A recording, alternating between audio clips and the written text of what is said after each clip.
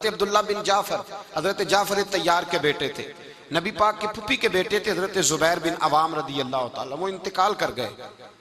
ان کا جب وصال ہوا تو 10 لاکھ دینار کا قرضہ تھا ان پر، اور جو زمین انہوں نے چھوڑی وہ زمین بنجر تھی۔ لو سن لے، جن پر قرضہ چڑھا ہوا ہے وہ نسخہ بھی سن لے، جن پہ قرضے ہیں نا، جو تنگ دست ہیں، جو روز رکے بھیجتے ہیں دعاؤں کے کہ بڑی پریشانیاں، وہ وظیفہ سنیں، وہ وظیفہ سنیں۔ ہمارے زمانے میں وظیفے لینے کا رواج نہیں، تویز لینے کا رواج ہے۔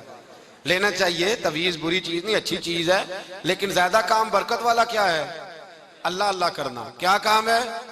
سجدہ کرنا برکت والا کام ہے۔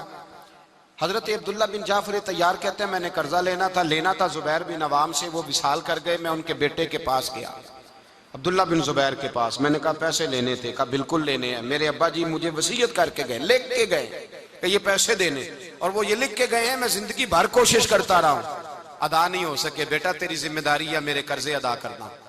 عبداللہ بن زبیر رضی اللہ تعالیٰ عنہ کہنے لگے میں انشاءاللہ آپ کی رقم دے دوں گا۔ تو عبداللہ بن جعفر طیار کہنے لگے بھائی ہم دونوں آپس میں ہیں، کوئی شے نہیں چھوڑ کے گئے آپ کے ابا جی، کوئی چیز نہیں، توجہ ہے میری بات پر؟ یہ صحابہ کا ذرا انداز دیکھیے گا بندگی کا، کوئی چیز نہیں چھوڑی۔ تو حضرت زبیر بن عوام کہنے لگے ایک زمین کا ٹکڑا ہے وہ بھی بنجر ہے، اس میں بھی کوئی کھیتی نہیں اگتی، سبزہ نہیں ہوتا، بنجر ہے، پانی کوئی نہیں، اور وہ اتنی خشک ریتلی زمین ہے کہ بڑا مشکل کام ہے وہاں سیراب کرنا، بے آباد زمین ہے۔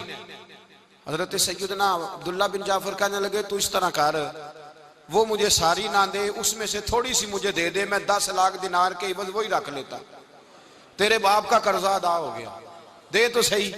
انہوں نے کہا آپ کیا کریں گے، وہ تو کسی کام کی نہیں، چند کوڑیوں کی بھی نہیں، فرمایا مجھے دے دو، میں جانوں اور میرا کام جانے۔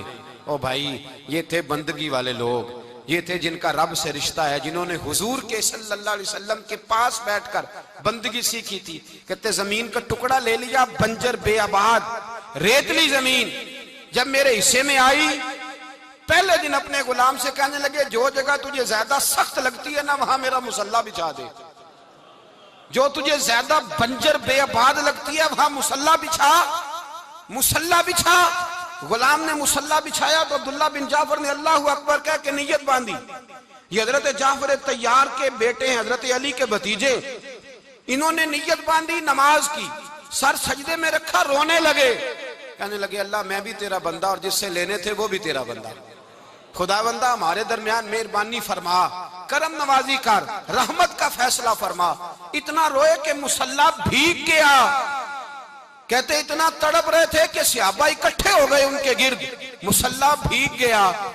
جب بھیگا ہوا مصلی نماز مکمل کر کے اٹھایا نا، کہتے مصلی اٹھایا تو نیچے سے اللہ نے پانی کا چشمہ جاری فرما دیا، اللہ نے پانی کا چشمہ جاری کر دیا۔ فرمایا بناؤ حوض، کرو کھیتیاں سیراب۔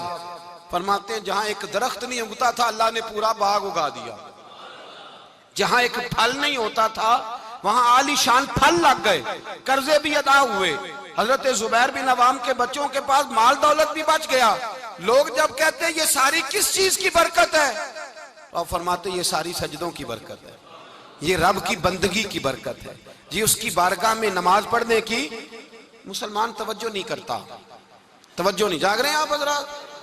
یہاں کوئی حکومت اعلان کرے نا کہ ہر نماز کے بعد 500 روپیہ، کتنا جی؟